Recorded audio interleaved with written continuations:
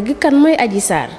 ginnaaw bu mu àndee coow lu rëy ci réew mi di Sénégal mu mel ni ba ngóor jaayee mbaam ma ne noppee du dem ay nit jële ci ay gaañu gaañu xeex bu méttee métti yàq gu métti ñu yàq ay oto taal ay kër li ko waral mu di tuuma yi Adji Sarr gàll ci ndoddum Ousmane Sonko ba nit ñi bëgg a xam kan mooy Adji Sarr yu waral coow li suñuy naataango yi sol seenu dàll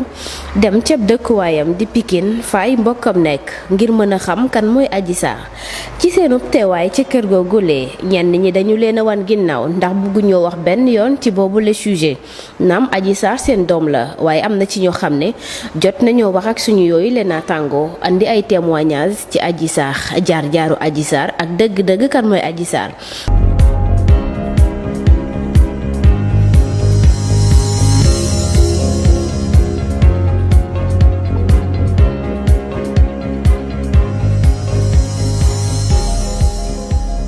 fa ñu ko dooree mu di Adji Sarr ci bu muy am fukki at ak juróom benn la def lu ni mel ginnaaw bu mu doon bëggante ak benn waay ab nappkat la dëkkee te jifeer waa ji def ci moom xaalis bu baree bari ngir bëggoon koo jël soxna ndekete yoo Adji Sarr yemul woon ci moom da ko doon mbaraan ba waraloon waa jilee xaw tuut mu ñàkk ci bakkanam ndax demoon na ba mënul woon muñ lu ni mel ci suñu teewaay ci kër googule kenn ci tantay Adji Sarr yi dal dinay indi ay leeral ci mariage bu Adji Sarr boobu nga xam ne waroon na koo def ak pêcheur boobu waaye itam andi ay leeral ci jaar-jaaru Adji Sarr ba waral tey mu të gi mu të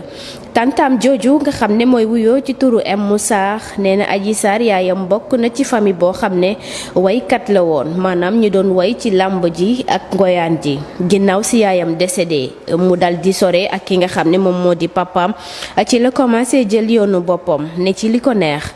dëgëroon bopp lool kenn mënu woon koo teree def lu mu bëgg a def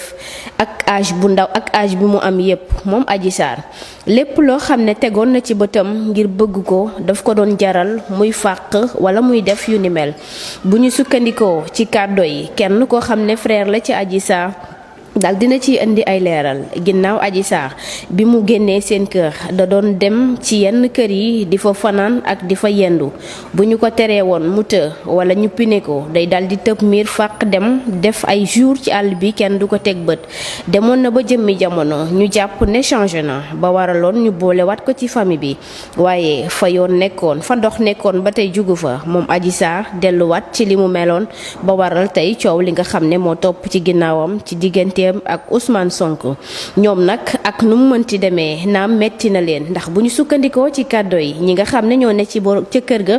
depuis coow li am ba léegi seeni téléphone dakkul ci di sonné mu doon loo xam ne lu leen bett la ci seen doom ji di Adji Sarr ndax am na fit wu ne ci seeni kàddu waaye mësuñoo xalaat ne dina dugg ci guute gu mel nii jëm ci wàllum république ba tax na jamono ji ñoom dañoo jaaxle xamatuñu dara lu ñuy def waaye nag comme seen doom la dinañu ci taxawaay bi ñu ci war a taxawee ak atte bu ci mënti am ba xam fu wànnet di mujjee ki gëtam mu doon kàddu yooyu nga xam ne kenn ci frère am ak benn tantam moo ko témoigné jëmale ko ci Adji Sarr mu mel ni bu ñu sukkandikoo ci yooyu le kàddu ba tey du c'est la première fois Adji Sarr def lu mel nii waaye comme procureur de la République jot na ci boobule dossier ngir ñu càmbar ko ginnaaw immunité parlementaire bu Sonko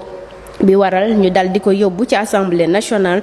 bu ñu xaymaa nag ci diirub juróom-ñetti fan la ñu war a mën a xam ndax Sonko moomu day wuy ji am déet ci bu ko assemblée validé ñu ànd ak yéen ci dossier Ousmane Sonko ak Adji Sarr lépp lu ci yembaat Sunugal 24 dina ci dikkaat ànd ak yéen ngir andi leen cay leeral.